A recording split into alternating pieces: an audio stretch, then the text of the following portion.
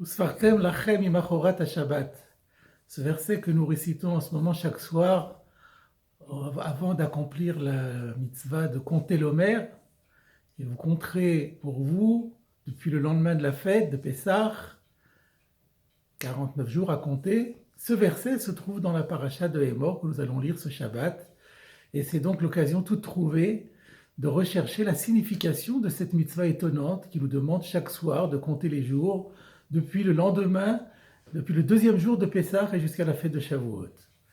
Il y a au sujet de cette mitzvah un auteur très classique, un auteur du Moyen-Âge, l'auteur du Sefer HaChinour, qui est attribué à Rabbi Aaron Halevi, un grand maître espagnol du Moyen-Âge, qui s'étend longuement pour donner l'explication de cette mitzvah selon, dit-il, précise-t-il, selon le pshat, c'est-à-dire selon le sens simple, sous-entendant qu'il existe peut-être aussi une autre explication qui serait ésotérique. Et il évoque en introduction très longuement l'importance capitale, essentielle, primordiale que représente la Torah pour le peuple d'Israël. La Torah, dit-il, c'est l'essence même d'Israël, c'est sa raison d'être, c'est son identité. Le monde tout entier, le ciel et la terre, l'univers tout entier et le peuple d'Israël n'ont été créés que par la Torah et pour la Torah. Le prophète Jérémie, au chapitre 33, l'a très bien dit en disant « S'il n'y avait pas eu mon alliance, c'est-à-dire la Torah, eh bien, le ciel et la terre, je n'aurais pas instauré, le jour et la nuit, le ciel, les lois du ciel et de la terre, je ne les aurais pas instaurées. Et si le peuple d'Israël a été délivré des persécutions égyptiennes et qu'il a pu quitter le territoire égyptien, ce n'était que pour une seule et unique raison, c'était en vue de recevoir la Torah. Et pour Israël, l'événement du don de la Torah, dit-il, est bien plus important que l'événement de sa propre libération.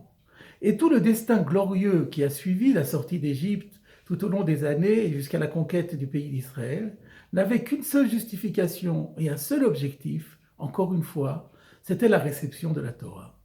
Et après cette introduction, le Sefer HaChinour nous dit « Et voilà pourquoi Dieu nous demande de compter les jours. » Parce que compter les jours, c'est exprimer notre attente impatiente, notre hâte intense de retrouver ce moment anniversaire du don de la Torah.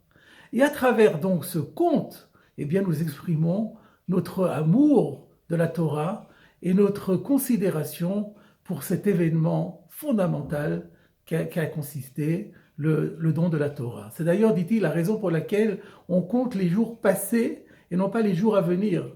Parce qu'au début du compte, il en a beaucoup. Le premier jour, on devrait dire il y a encore 48 jours. Alors ça ne laisserait pas entendre qu'on est pressé d'arriver à ce moment-là, ça laisserait plutôt entendre le contraire. C'est pourquoi la Torah nous a demandé de compter les jours qui passent et non pas les jours à venir. Il est intéressant de remarquer, d'après cette explication, qui en un mot signifie que finalement cette mitzvah va simplement conforter, confirmer le fait qu'Israël a une extrême considération pour le don de la Torah et à travers ce don, son attachement infini et indéfectible à la Torah proprement dite.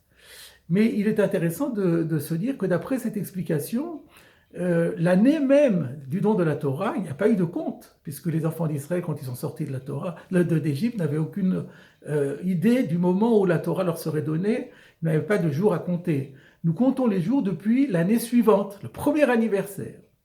Mais il existe une deuxième explication qui va en sens contraire.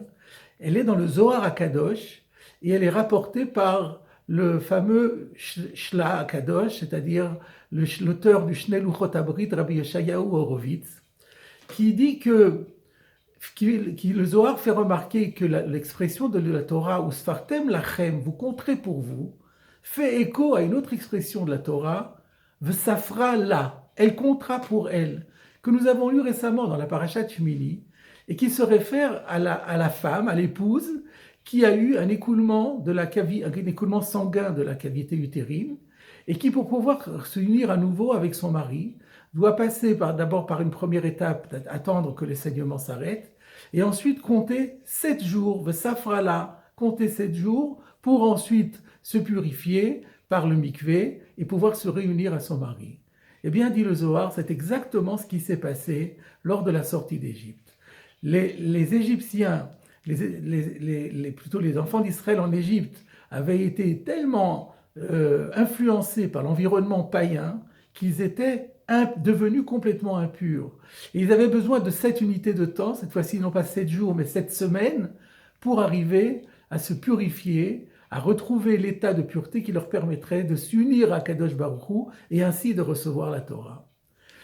Pour mieux comprendre ce Zohar à Kadosh, il est complété par un autre enseignement du Zohar Hadash, cette fois-ci dans la Parashat Yitro, qui dit qu'il existe 49 niveaux de Bina, c'est-à-dire de sagesse et de sainteté, et que symétriquement, il existe 49 niveaux, non pas 49, excusez-moi, 50 niveaux de sainteté et 50 niveaux symétriquement d'impureté.